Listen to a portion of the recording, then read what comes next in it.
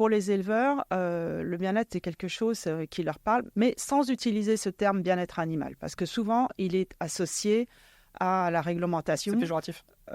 Moi, j'aimerais mieux qu'on parle plus de bien-être animal, qu'on parle de confort des animaux, qu'on parle de respect des animaux, plutôt que de dire on fait du bien-être animal, quoi. Ensuite, pour ce qui est des liens avec la production, c'est sûr qu'un animal qui est stressé, il va produire moins. En tout cas, il y avait un lien entre le comportement de l'éleveur et puis la production de son troupeau. Les animaux étaient moins stressés quand ils allaient à l'abattoir, la viande était plus claire, donc ça, c'était un très gros avantage. Au contraire, ça s'allie mieux. Oui, alors on a vu par exemple dans les troupeaux laitiers que des vaches qui ont moins d'interaction agressive entre elles, elles ont plutôt une plus grande production laitière. Par contre, le revers de la médaille, c'est que quand il y a une très grande production, en particulier production laitière, on peut avoir des animaux qui sont plus fragiles.